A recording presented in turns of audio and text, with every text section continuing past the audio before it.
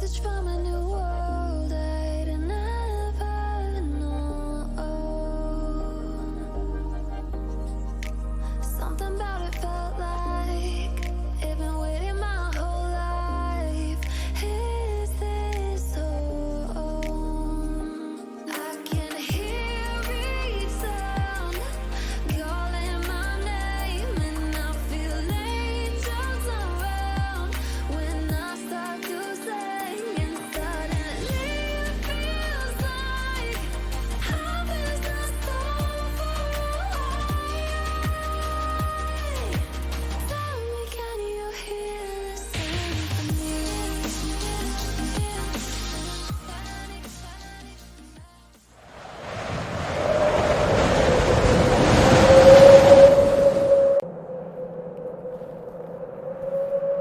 Welcome to an icy hell. Hold your coats tight and keep a fire in your hearts. And keep your warmest memories prepared. Know that ahead you will all be challenged and find that snow can mask the missing and hide the dead just as well as lost time. May Suera watch over all who enter the blizzard that is raging on the mountain. And may the stones of Dugan herself protect those sad souls lost on high. Alrighty, gentlemen. So, we are here today to welcome you to a storm of ice and blood. Mainly blood. Everybody here, you've already done your session 0. You've all up to date. Does anybody need any reminders about what's going on? Not really. No. Okay. So, currently, we'll start off with Zach. Where you were at, you were heading towards the that tall building in the back of Hierdel. And this massive tower made of silver, gold, and mithril. When you approach the gate, you see that there is also an assortment of other individuals. You see Ellis is standing there, and his side is all patched up and bandaged. Next to him, you see this man with a large hat, and this little goblin next to him with these 2 different sashes with knives in them. You also see the gate ahead of you is being opened, and first people being allowed through is Ellis and 3 other captains wearing the exact same attire. That gold with silver inlay all about it, and those gauntlets with the sharpened gloves. Okay.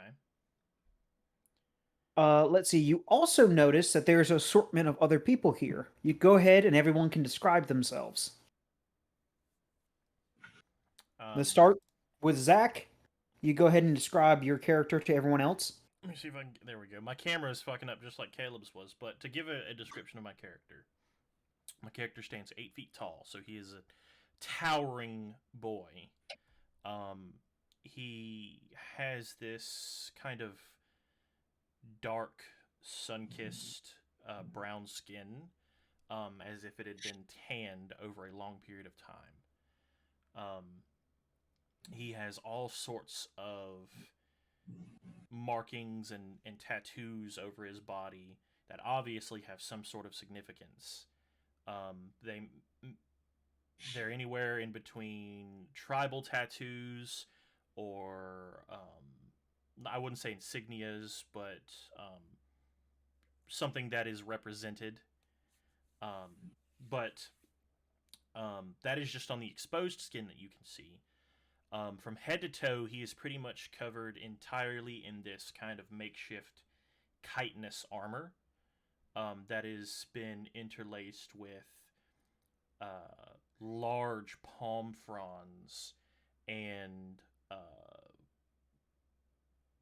other kinds of desert fauna that you would find, as well as his head that is not covered in any kind of armor but is completely bald. He has a flower crown around his head. with all different sorts of vibrant colors, yellows, oranges, greens, blues. Just it's definitely Rainbow Road on his head. Okay. And he is obviously anxious. Just the way he's walking, kind of got his head down, very nervous, not really saying much, but he definitely is wearing a smile. Um, Looks friendly enough if he weren't so nervous. Okay. So y'all see this lumbering man there. Ellis looks to you, by the way, and he kind of goes and he signals for you to follow him as he continues through. Mr. Bright looks over to Lane, your character, and he says, "Her, I think we should be heading in as well. Seems to be an assortment of strange cats here." I'm down for anything, Might as well, since I'm here. He looks down to the goblin at his side and says, "Ob, would you mind standing here and being a good boy?" And he spits on the ground and he says, "I'll stand here, but I can't make any promises." "Oh, very good." And he says, "Come along now." And he puts his arm around you, my dear little Ilgor. As y'all continue in, and you can go ahead and describe yourself to everyone. So, at first glance, if you know the goblins of the area, I'm not exactly the same as them. I'm I'm about 5'5", which is especially tall for the goblins of the area. I'm very tall and slender, and I have this white hair and can really only be described as sort of a half breed of sorts. And you see this pretty basic leather armor, and you see on either hip two short swords. And he has a dagger on one of his thighs and sort of a sheath, and then he has behind him, sort of on his back, in two little sheaths, are two little hand axes. And he pretty much looks like a traditional goblin of the area, except for his build. That's pretty much the only thing that stands out about him. A little bit taller. Yeah, a little bit taller, more slender. All right. Which is a big enough oddity that everyone seems to keep asking you what you Yeah. are. So, you head on in. And then you have Dusk standing there. And you go ahead, by the way, and describe yourself, Cap. You're not. Cap, your mic is muted. Mic muted. Dang. So what you see is probably about a 6 foot tall person clad in quite a bit of armor. So the armor seems to be dyed almost like this deep, like this deep purple. He's got a frog mouth helmet, so he can just see out of the top of the slits, but you can't see down. I've got chainmail that runs over what armor I do have, just to hide any areas that you might be able to see skin. I've got a shield on my left and a mace with several lightning bugs in it to my right that's on a chain. I usually keep that on my hip. It's lit up almost all the time, and I sort of scan the room, like as everybody sort of makes their way in. I'm always looking at something slightly different every time you see me. And are we in court right now? I'm guessing. No, you're Like, actually walking through the gate. So this is everybody Oh. walking into the estate from the main gate. Okay. I'll make my way over to um, the small goblin man, and they'll say, "Hello, it is nice to meet you. We'll be going on this mission as well." No, by small goblin man. Which one? Yeah, which one? Uh, As far as the one goblins with go, I'm not kind of you're smaller, not the I am. smallest. Um, You hear uh, Ob laugh from the the gate where he hears that happen. He goes, "Ha!" I what's your name? My name is Huranar, but seems the people around here don't like things with more than two syllables, so they shorten it to her. You can call me Dusk. Well, And I'll sort of look over to the tall man with the tattoos, and they'll say, "What's your name?" Oh, you can call me Orunk. It does Rorik. have two syllables. Okay. So y'all are heading inside the main door, and as you all know who they are now, you know that these people in the gold and silver, that they're the captains. And Ellis as well is one of the captains. And you see that they are walking through the main door into this long hallway that leads to this open antechamber like room. And there is a throne at the center of this room with a side table next to it, and it has an assortment of mugs and empty decanters on it, as if whoever's been sitting in this throne has been indulging in a plentiful amount of ale. And the man standing before you is actually one of y'all. In just a second, Caleb. One of y'all actually recognizes him, having ran into him, Dusk. You recognize him as being the king you spoke with before. Yeah, I'll give him. I'll get down on one knee and I'll bow. Say, "It's good to see you, my king." And he says, it is good to see you as well. And he is kind of wobbly a bit, as if he has had a little too much to drink. And next to him, you recognize the advisor, Abernacle. And you see that there is also already an assortment of well-clad armored figures here. To be exact, I can even tell you the number in which you see. If I can find it. Here we go. You see that there are a total of 15, including the captains here. You see that there are a couple people, 3 to be exact. So that'd be a few, wearing these white aprons, and they look to be kind of like chefs. They even kind of have these small little flat hats on their heads.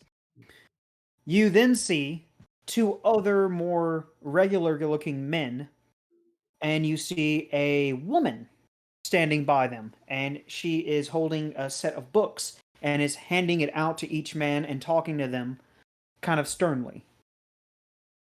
And the captains will step forward and bow, similar to how you did, Dusk, to the king, to King Veilbringer. And then, kind of from behind, you hear this door open and shut. And everyone looks back, and there is another captain walking in.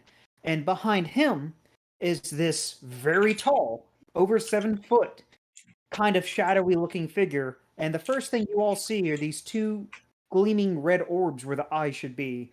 And it walks in behind him, kind of skulking, as if it is some kind of looming shadow. And at first, it looks like a bear walking in, and then you realize that it is a bear cloak, and there's something inside. And the captain speaks to it for a second, and it says for him to go stand over there, and it walks to where y'all are standing. And go ahead, Caleb, and introduce yourself. As he walks towards the 3 of you, you hear slapping. um, and once the light hits, you see a black ooze that has taken the shape of a humanoid, and that with arms and legs and a chest and everything. And he is wearing a black bear hide as a cloak, and he has a iron club uh, uh, attached to the cloak, as well as a pink crystal, which you can only assume is an arcane focus. And he has no facial features other than 2 rubies for eyes, and he is currently dripping. He's dripping. that's not something I ever feel like I'd hear. You just go to somebody, reference, motion to another dude off to the side, like he's currently dripping. Man. He is dripping. I am He doesn't drip. curious. When you drip, does it leave a trail, or does it kind of all coalesce back into your feet? It coagulates and then goes back to my feet. Okay, so you're not actually leaving a trail behind you. No, I'm not. Okay. Now, quick question. You say your eyes are rubies, yes? Yes, they are actual rubies. What would would you get like a power bump maybe if you replaced them with diamonds? I do not know. Might be an experiment for the future. Ooh, Uh, yeah. you won't get these rubies out of his ooze. Anyways, he will step forward, completely confused, and he does not know what's going on. And he's looking. He looks at you three, and he's even more confused. I'm assuming he just I'm tilts his head like a dog since he has no facial Yeah, features. yeah. He makes Just like he does an unnatural like it's kind of creepy. He makes his head to 180 he looking has at no you neck guys. bones, so it's Yeah, he just has. So he twists his neck a whole 180 and looks at you three, and then twists it back to look at the king. Oh, the crooked man is here. so I'm going to point at him, and I'm going to go. Is that thing coming with us? I would assume if he is standing over here with us, then probably. I was hoping it was some kind of a joke. so the man who walks in with this oozing thing, he walks up to the other captains and he apologizes for his tardiness, but there seemed to have been an incident, and you hear him talking about some bodies that are being recovered out in the snow. The king hushes everybody, and with a quick wave of his hand, everyone listens and they turn their attention to the king. The captains who are there, they stand, the ones who are kneeling, and they bow their head in respect. The king begins to speak. He says, I've come to the conclusion that the responsible thing to do, oh yes, the right thing to do, would be to handle this storm in the Dugan Mountains appropriately. There is enough worry and fear, as is, amongst the people, and something must be done. And that is why you are all gathered here. And he kind of looks at this odd group, which is y'all. And he looks to y'all, kind of puzzled and, of course, wavering. And there appears to be some odd guests before us. I'm familiar with one of them, and he points to Dusk. As for the other three, my captains, what do you bring before me? One of the captains stands. It is Ellis. And he says, I'm here to vouch for one of them. And he says, if you would step forward, please, for me. And he looks to you, Zach. I will, out of respect, take off the flower crown and kind of hold it in my hands very nervously and take one, like a stride forward and kind of bow my, like as I saw everybody else do, kind of bow my head in respect. He says, this man here, this giant, saved me from the terror. My ward, however, he couldn't save. But if it wasn't for him, I would be, no doubt, dead, and not standing before you as I am now. And I think he would be quite helpful, my king, on the mission ahead. If you have him, that is. The king looks to you, and he says, present yourself to me. Who are you? um, Still kind of head down, but obviously lifted up a little more, just so that way his face can be read and whatnot. He will say, "My name, Good King, is Orunk.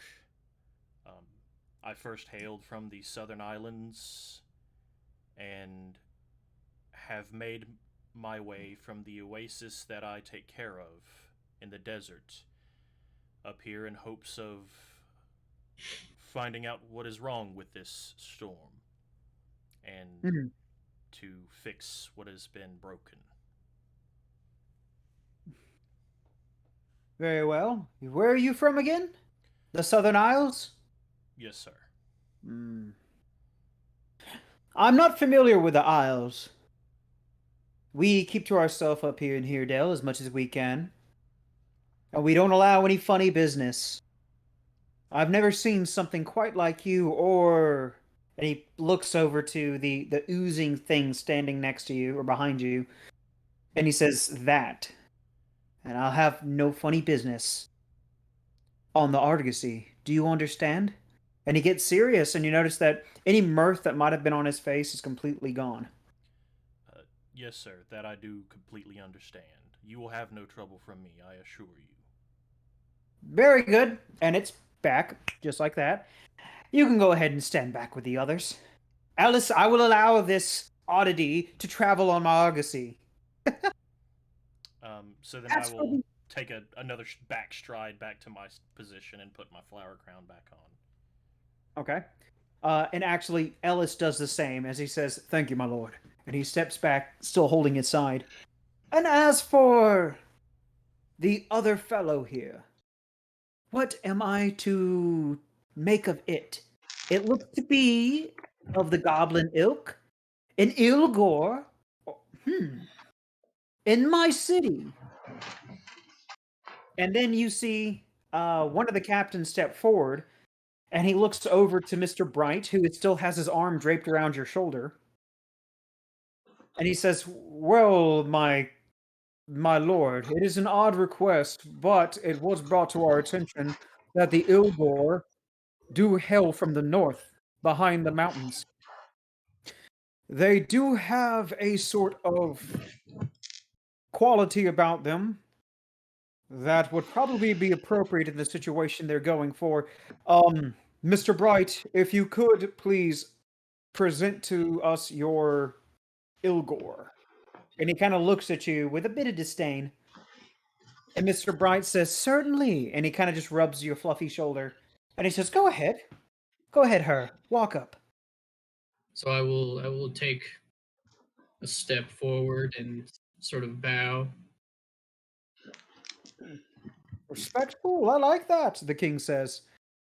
"My king," Mr. Bright begins, "before you is her. Or Hurinar? Hurinair? We have trouble pronouncing its name. It is an Ilgor who actually bested the champion in the pit." "Oh, did he? The Applodon has been defeated? It's about time. The damn thing couldn't be toppled." And the king seems to just flaunt it off and go around and grab himself the mug next to his throne, picks it up, looks inside of it, looks kind of distasteful, and takes a swig of what's inside. And he looks to be thinking about it. And then he says, "An Applodon? You bested an Applodon by yourself?" Yes, my lord. You use magic or some trickery like that." He takes another swig. Mm, no, just these two trusty short swords on either of my hips. "And what brings an Ilgor such as yourself into my grand city?"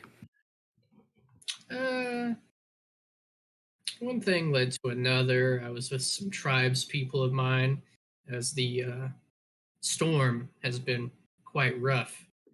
Got separated as it started down on us. I fled to a cave seeking warmth and got knocked out and fought in, the pit with the Applodon. Hmm. "So, you have no real ties to my mission ahead, Mr. Bright?" "Bright? Why should I allow this goblin to go along?" And he looks down at you and he says, "Well, from my understanding, sir, they've been driven out of their home because of the storm." Hmm? Is that so? All of you, or just you? Uh, at least my tribe and anyone else that was in our area or further north. We come Oh, from the plains. The storm brings down all kinds of creatures. The less about my city, the better. If you go with my crew, you will be working with the city of Hierdel, you understand this. Of course. And you will be representing us. And he kind of steps down from where his throne is and kind of walks up to you. And he says, "You're taller than most Ilgor I've seen. Are you?" I'm a bit of a half breed. "Oh, perhaps a bit of human in there after all, then." Definitely not. "Oh," and you see kind of a bit of a scowl come across his face. "I'm disappointed. I thought there was more potential in you." And he turns around and walks back up to his throne and just kind of tosses the mug, the now empty mug, onto it. "I'll let him go. It's just one more mouth to feed, after all. If something were to happen to him, then it would happen outside of the city. And as for that oozing thing standing in the corner," and the captain who just walked in takes a step forward and he says, "My lord, the ooze claimed its name was Haju. It is actually from Dugan Mountain." "Oh, and yet it is here. And how did it get here in my city? This thing." "Well, I allowed it in. Your Please understand, Lord, that it is here to help. It saved nobility. There was an incident in the snow, and I am sad to say that we've lost House Debian." And the king looks slightly mad, and then he looks severely mad all of a sudden, as if there was a sudden mood shift. And he kind of brushes down, and this old man, and he is definitely old, and he has a long beard, is kind of straining as he walks up. You can see the cords in his neck, and he walks up to the captain. And he says, "The entire house, Devian?" "Yes, as I understand it, we only found the daughter, or Haju found the daughter. If it wasn't for him, the house would be gone." And the king looks over to him and he says, "Isn't that interesting? And we know that he isn't responsible?" "My lord, we will know by the time the Argosy is ready to go. If it wasn't snow that took their lives, then we will act accordingly. But from what I understand right now, we are moving to the Dugan Mountains.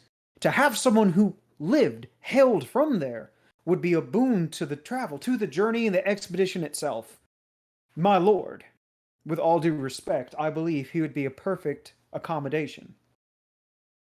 "Step forward, Haju." The king kind of looks towards you half-heartedly and then looks back to the captain. Haju will step up and he will say, "I don't understand what's going on. I am a simple asylum seeker from the storm. "What's going on?" I And the was king rubs his hands I and he was says, oh, yeah, he cuts you off as you start to talk, and he says, "What's going on is I we have a journey ahead of us, a mission to stop this storm from destroying all of the North. And the team that I put together will have to be perfect. It will have to be well crafted for the job. You see, there are so many eyes on me right now. There will be eyes on you when you go on this trek. Do you understand that? Are you ready for this?"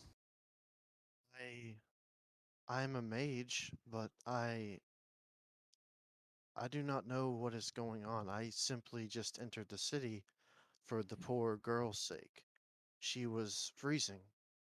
I have no idea what is even going on." And the captain who vouched for you will kind of step between you and the king just slightly, but not entirely, and say, "My lord, I will take responsibility if anything happens. Just, I do have a gut feeling that having someone from that region would be a boon." And the king looks to him and looks to you, And the king says, "Let us pray for your sake and the sake of your family. Nothing happens then, Captain. Responsibility will be yours."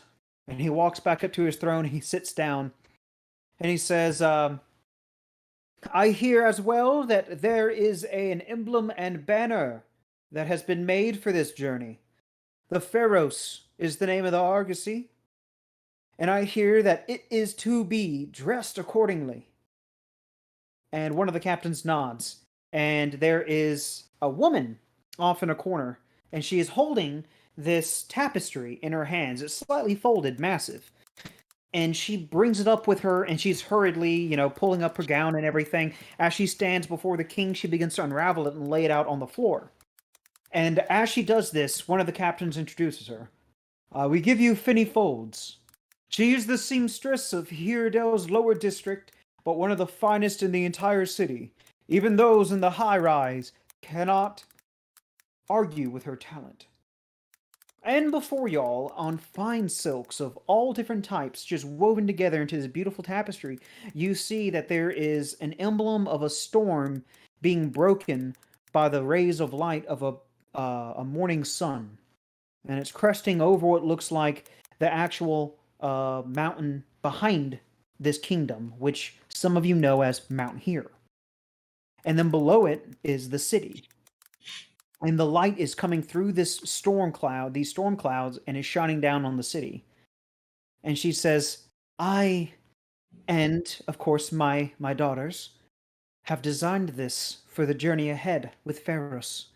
We hope that this will be a beautiful addition to the journey to give some style, so people who see it know where it came from.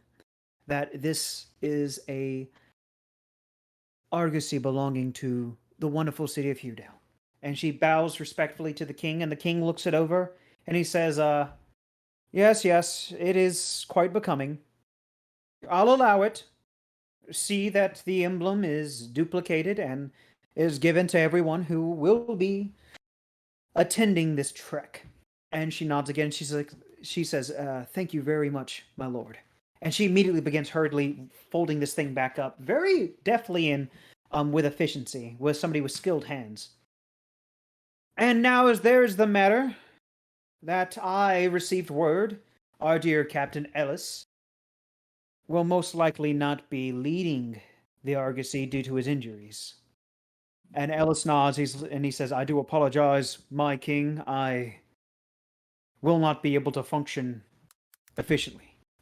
And I will leave it to the captains here to discuss the matter as they see fit. Everyone roll me perception."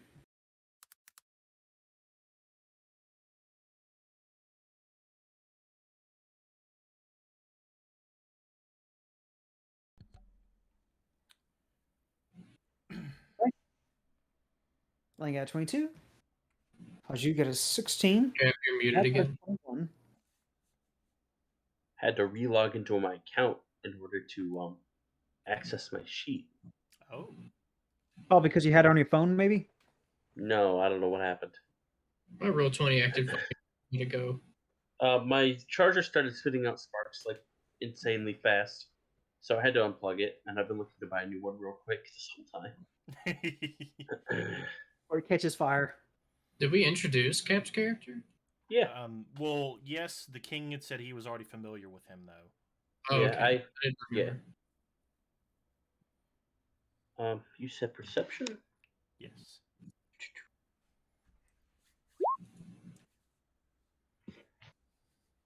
Okay. You all notice that this woman kind of walks in and hands this bag of money off to one of the soldiers standing at the position of attention over here in the small formation. And he looks at the money, opens up this little coin purse, backs out, and she steps forward into his place. And he turns and politely walks out. Okay. The king will look to all of y'all and he will say, "The captains can discuss this matter of who will be leading you here. The rest of you are disbanded until, we'll say 4 p.m. As the sun has already peaked and is beginning its descent, the Argosy will head out. Do we have any issues with that? And he looks to everyone. No. Very well. And he claps his hands. Be gone, all of you. The soldiers all kind of turn and they begin to march out in rows. Is this including that female that took the place? Yes. Okay. Is Captain Ellis leaving as well, or no? No, Captain Ellis is standing there with the other captains, and they seem to be kind of in this heated debate. Okay. One of them is getting quite vocal, and you can see the king is looking fascinatedly entertained at the display here. As you also see that his advisor, Abernakle, this obvious wizard-esque person, walks up and says, "That was a wonderful, wonderful display of power, my lord. You definitely showed them who you were in the position that Hierdel holds in this kingdom. The atrocities before us, these monsters, and yet you held your cool. What a display!" And as you walk out, you can hear him just giving the king so much praise, so much bootlicking. Interesting. Okay. So I'm gonna turn around to you guys. Do you all have a place to stay while you are here waiting? It's funny you say that. I kind of had a place. It was a cage, but it at least had a tub with water in it. So I'm not really sure. And now, yeah, I could sleep up or something. I If I don't have a place to stay. well, if you're all interested, you may come with me to my house. It's a place near the entrance of an old abandoned mine, known as the House of the Rising Sun. I'm going there now. You can follow me. Slime, would you like to come with me? I have no other place to go. Slime boy. Okay. I. Then It seems I've been forced into slavery, I believe. uh, Oh, kind it's of. not so bad once you get used to it. I wouldn't consider this slavery either. And as you walk out through the gate, by the way, there is this large dog-like wolf that pops up and seems excited, and it runs up to Orunk, and I'm it gonna hold kind of up my just starts shield. circling around him. That thing tried to kill me earlier. Him? No, he couldn't have. And I just Would start giving him love and just scritches all over his head and his back. He looks at I Dusk and just has his mouth lolled open with his tongue to the side. would her and R have ever encountered or seen or heard of this creature before, having lived in the north of there? Oh, he's probably seen wolves, large wolves, and the sort like that. But this is obviously some kind of breed that he hasn't seen. Oh, Oh, okay. and sir, I would appreciate it if you didn't call me slime. Those are lesser beings. I am an ooze. okay. I'm sorry, I caught your name earlier, but I seem to have forgotten. His name is Haju. Haju. He says, "And don't call me sir." Now, I can't help but feel that we might be going on a bit of a mission at some point, us plus maybe some other people. Now, Orunk, just out of curiosity, what if we shorten your name to Or? I'm not quite sure how to feel about that, honestly. I've always been referred to as Orunk. You I wouldn't mean, want to disrespect your heritage and your name. well, A they name call is a me gift. her. A name is a gift from the gods. And Just, mine was as well. just figured we could be the one syllable gang. The one who gave me my name was very adamant that he wasn't a god. Who gave you his name? Your name? I don't know. Oh, okay. I am curious, Dusk. I don't mean to intrude or impose, but all of our deeds were brought bare on how we are to be introduced and joined into the Argosy. But what were yours?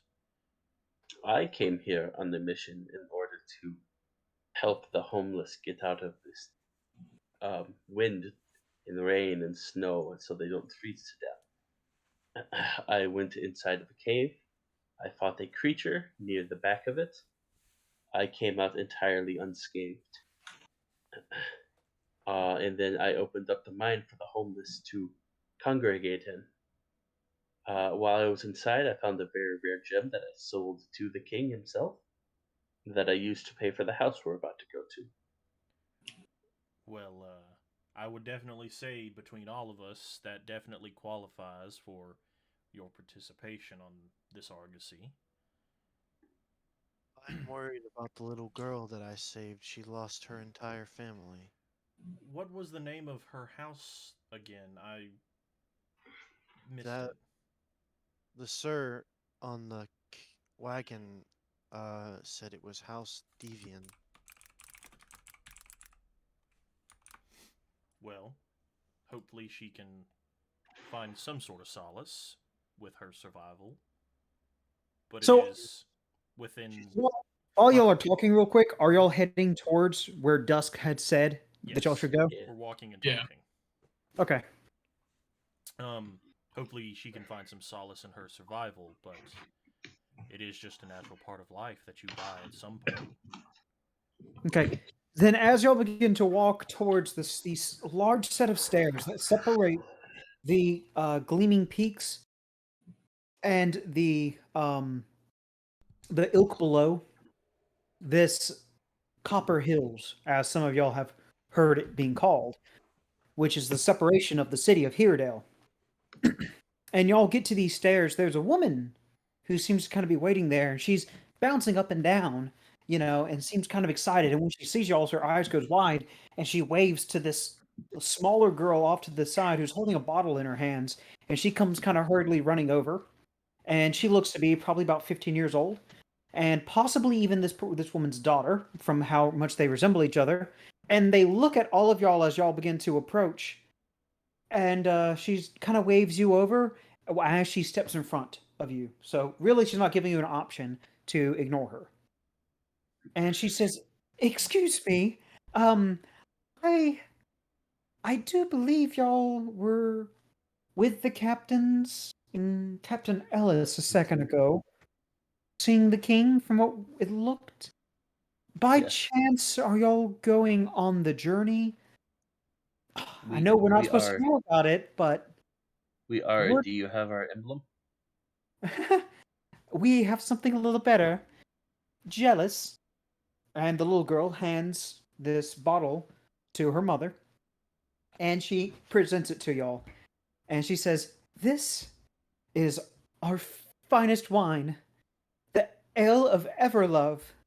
And she seems real giddy and happy about this. "And we have a proposition." And she pulls it back to her. And she says, Wine. yeah, she says, Wine is fermented berries and honey, usually grapes. But she you can says, do other fruits as well. "We have uh, about 3 crates of this. And we really would like if you would take it with you. And whatever you sell, we will reimburse you threefold." It is, you see, hard to sell something like this here when there's so many competitors. But since you are traveling abroad, and as gossip does, we know where you're going. If you would mind bringing this to the study site and seeing what you could possibly get for it, we would really be in debt to you. I don't like wine. I also do not drink. You don't have to drink it. Just sell it or present it. But whatever you sell, we can reimburse you 3 times what you get for it. How Oh, much So do you you're want us? losing money. How much well, do you want us to sell per bottle? well, it's going to be a little steep. We ask that you request a silver apiece. We do have the money to give you back. Don't think we don't. Um, as you can tell from I'm, our ins- living. I'm going to insight check her when she says that. Okay. Yeah, she seems sus. I was thinking about doing an insight. What a sussy baka. How does a 23 do for you, Drake? You think she's not being 100% honest. Yeah, that's what I thought.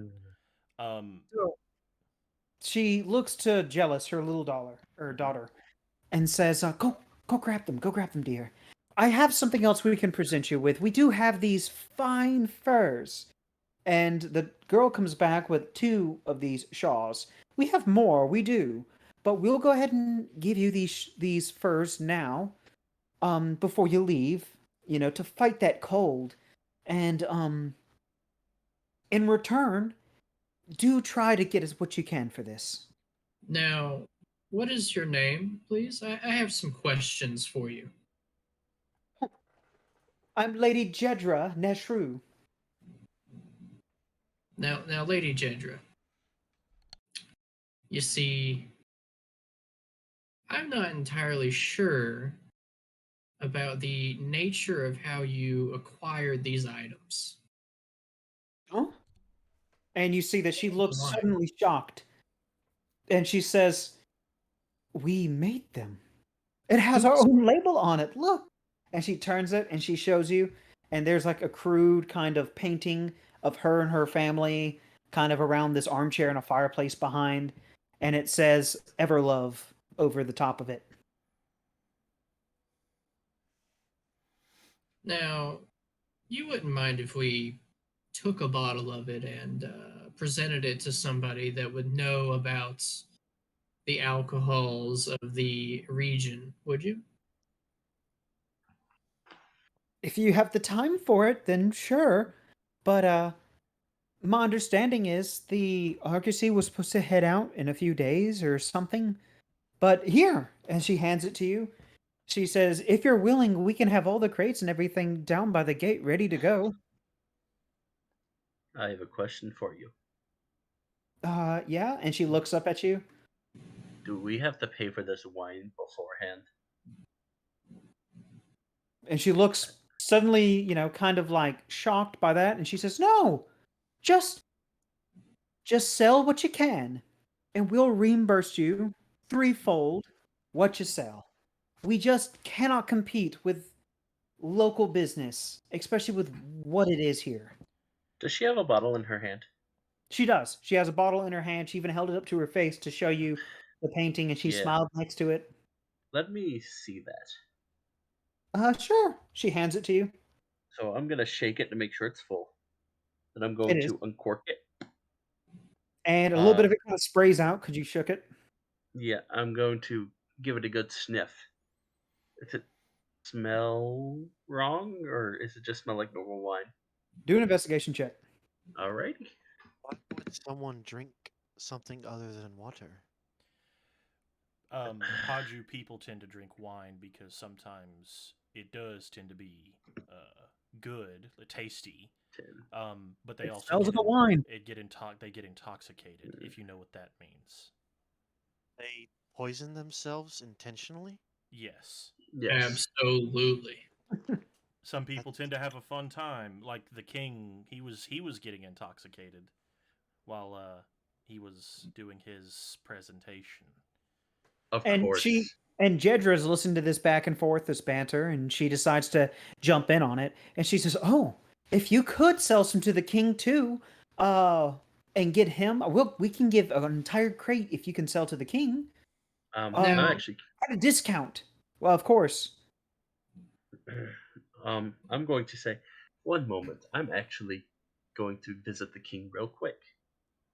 Can I, I I, head back? I wouldn't suggest that as the smartest idea, Dusk. They're having talks about who is going to lead the Argosy. Do you think he'll really turn down a bottle of wine, though? Perhaps not, but perhaps it would be best if presented by one of his staff. now, Hmm. her whatever your name was, right? Jedra. Jedra. Thank you, Orc. Why would you pay us 3 times the amount that we would be selling if we came back with that amount. You would be losing money. What is it like a Puts her, loss I would, marketing campaign? Like, what are you trying? yeah. she puts her I, hand on her hip and cocks it out, and she's getting a little irritated with all this explanation she's having to do. And she says, "Isn't it obvious? Advertising. I am paying for you to go out and advertise my product outside of the city. I can't do it here because no one will buy it because mine's not the cheapest, and it seems as though people around here don't really wish to give out a silver piece for what they can get for 2 copper." I don't mean to be rude, Lady Jedra, but my friends are being quite inquisitive when I can already tell you that you're not telling us the whole truth. And now she looks offended, and she says, "I have been nothing but honest with you." She says, "We've even," and she gestures down to Jealous, her daughter, and the daughter looks like hurt now, like like This is, and you know what this is, she says, Drake. "We even offer gifts." This is fucking. You know, There Will Be Blood with Daniel Day Lewis. She has that kid with her for the sole reason to sort of try and get people to buy into what's going on. Be like, this is a family business. Shut up. I'll say then if you have been truly honest with us, you wouldn't mind us politely declining your offer. Huh. And she looks kind of abashed, and she begins to step back. Unless there is something more you wish to tell us. She says, "I've been completely honest with you." That is what I thought.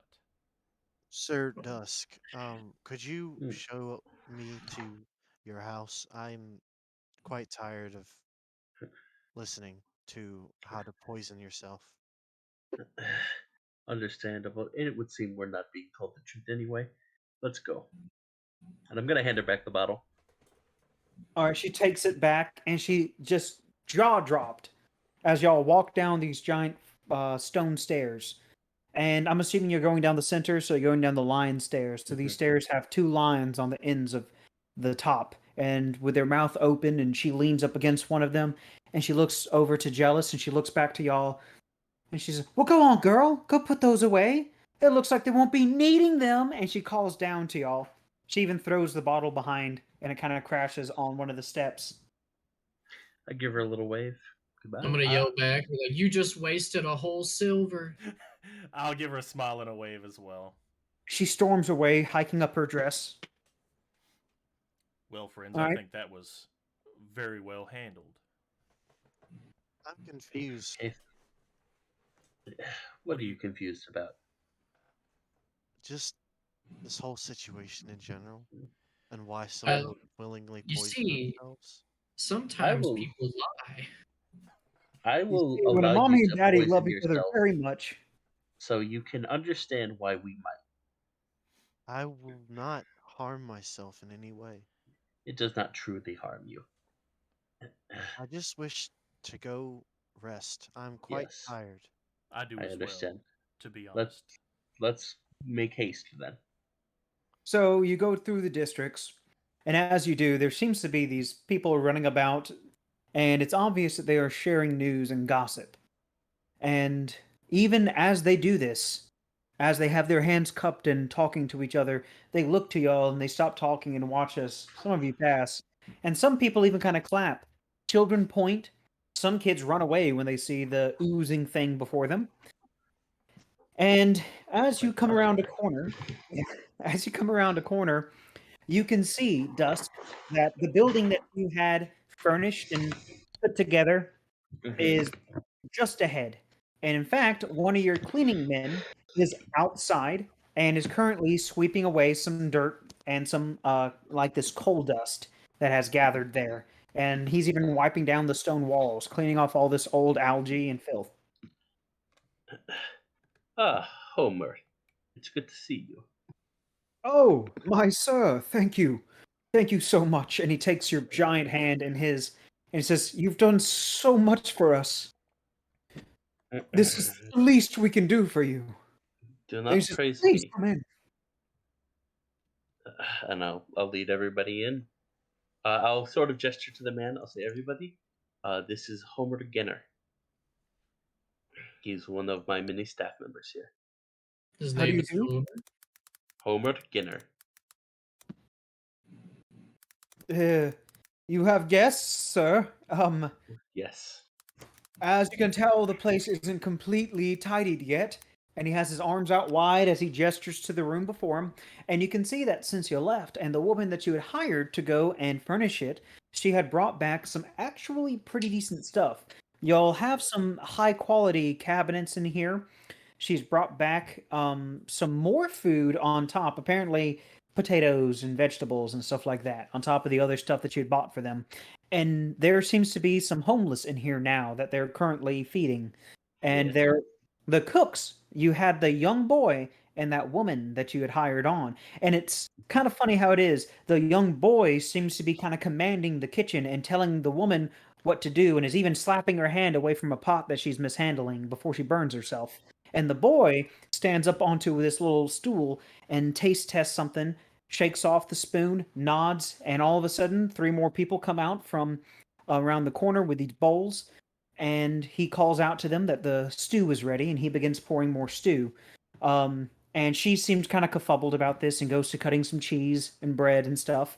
And then as they see y'all approach, they kind of snap to it and they begin making y'all some food as well. Leonard, I see you're taking control. Ooh, the kitchen is a mess.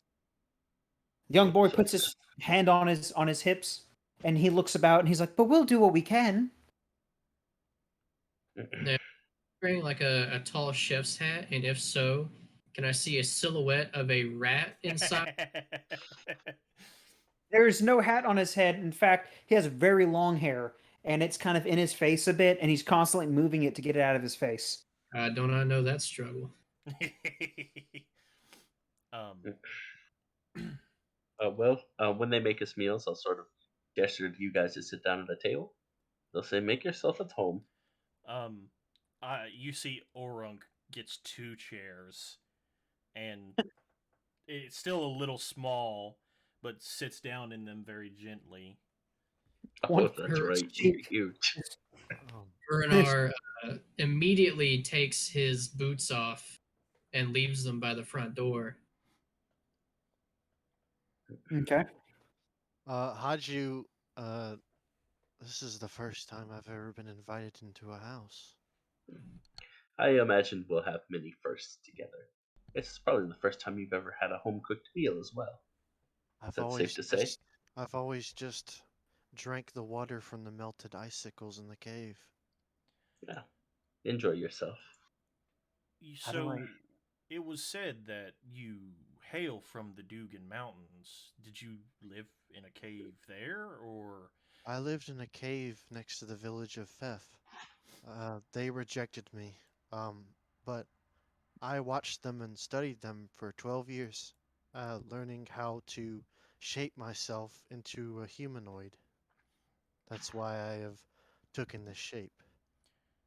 To be less frightful to those. No one's really ever accepted me. Well, I hold no judgment or reservations towards you yet. I will keep my eye on you, but you seem trustworthy so far. And as you were saying this and talking to him, you hear, "Is that you, Dusk?" And Fret comes downstairs, and Fret.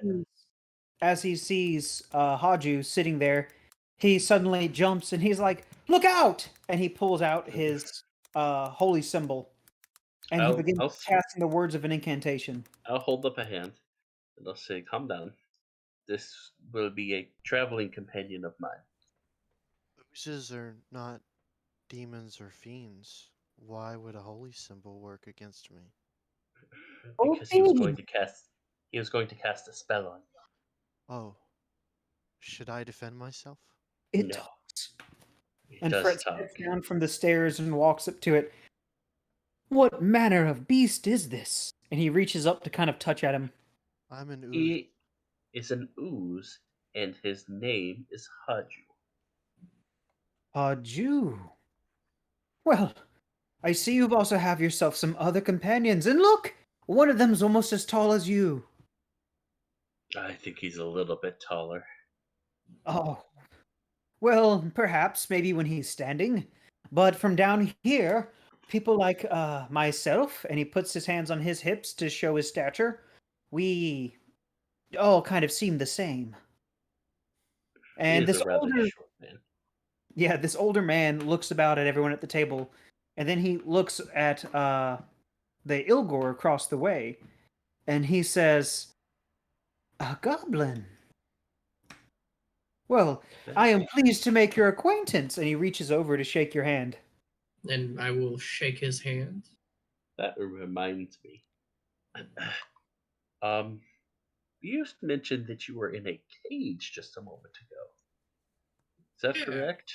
Yeah, actually, had me a bit of fighting action against an apple something. I don't know. It's a big old lizard. Mm. You know, it never bit me, so I came out fine. When And they put he mentions that, Drake, could I roll a nature check to see if I'm familiar with the type of beast that he was dealing with? Or would there be no chance of it? Possibly depends on what do you say? Because if he just says an app something, Well, isn't it Appledon? Or Yep. yeah, Yeah, he said Apple. Applodon, give him a nature roll. Okay.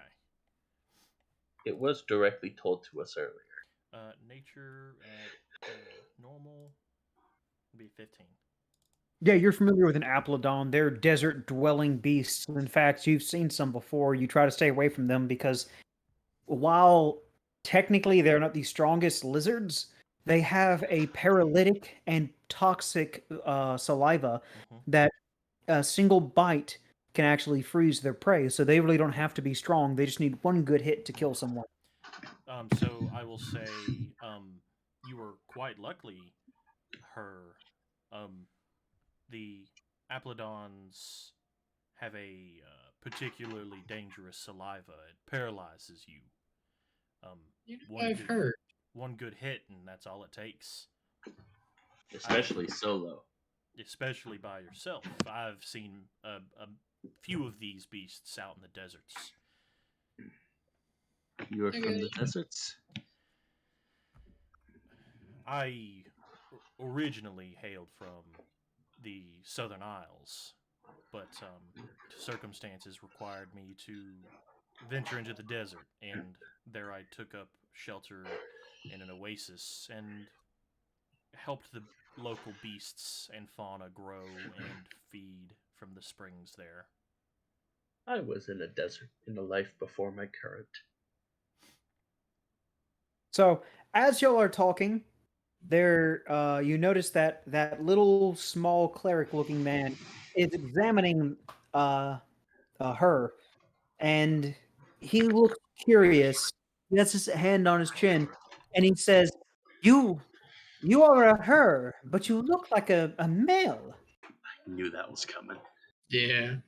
Well, you know, people, I guess for the past day that I've actually been here, took to calling me her, but my actual name is Huranar. Oh, it is uh, it is a very simple name, and yet they call you something else. What would you like to be called? Her or Herinar? You know, I'm actually fine with either one. Come to think of it, it doesn't really bother me too much. Most things don't. So I'm just saying, if I would prefer to be called Orunk, I would wonder if you preferred to be called by your full name or not. So it doesn't really matter too much. now, during the time that y'all are here, I know some of y'all in our session zeros have expended spell slots, done things like that. Y'all technically have about 4 hours to kill. That's not enough time to recover spell slots for at least a sorcerer. Neither Not a for a druid. cleric either. Yes. Anybody missing any health points, anything like that, though? Yes. Yes. Well, So we could do take I a short rest. I actually lose HP doing that. Hey, my temporary. Well, you would get it back if you use your hit die. Not my temporary. Well, yes, but I see what you mean. Well, you don't have to take a short rest necessarily. No, it would go away after a few hours. Oh well, It was the 8 spell. 8 hours, yeah. So you would still have half of it. Oh, that it's was definitely basic. been longer than that. It Yeah. would be, yeah. Okay. The time that was cast on him was earlier in the day when they first arrived in the morning. Okay. So Oruncles say, I don't mean to be rude to any of you. I guess now you were my friends.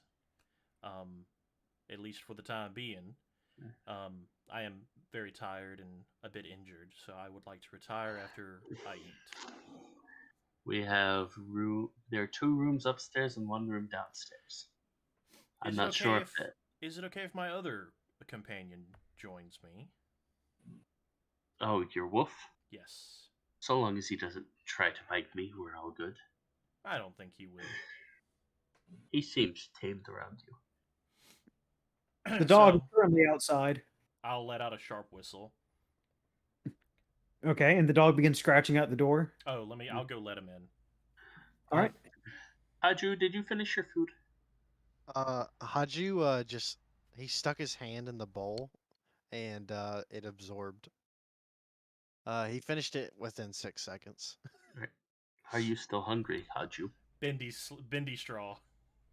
I've You're down the slime from Monsters vs. Aliens. Yes, he's Seth Rogen now. Seth Rogen. I Back when believe he was this is enough back when he was good. nutrients. All I really need is to survive is water. Well, if anybody's still hungry, you can have half of my soup. Or if your dog would like something to eat. Oh, of course. Right, And I'll place it on the ground for him to eat. And I'll say it is all right, friend. And Fred No, please, I pats you insist. on the back dusk as you do so. I'm going to get some rest now, and Juke just sits down. Juke? Not Juke. Haju sits down, takes off his cloak, and just collapses into a puddle. The ice stone has melted. I'm going to inform. Homer, do not clean this up. Okay. What was that, my sir? That's Haju. He's a companion. So this, and he points at that, is your companion? Yes. Very well. I will put a chair by him, so we Hopefully he doesn't. know not to clean him up. Hopefully he doesn't eat through the floor. Oh Lord, let us hope. We just cleaned it. Actually, that if he does have any sort of acidic properties, maybe it'll make your floors cleaner. Oh, I'm gonna if take a that's seat the case, by the we need to put him fireplace. on a mop. But Bucket it up for this wet ass Haju. I wouldn't suggest doing it without his permission, though. And as he says that, and he looks at somebody else who's already coming over with the dirty mop head, and he goes like this, and the man stops and walks back towards a closet. But it was nice speaking with you all. But I will retire for a few hours. Okay. Everybody begins to take their hiatus, and when Yes. time rolls around, we're coming back around to the time. It's almost 4. About, the sun's done peaked, it's done rolled around, and it's almost time to leave.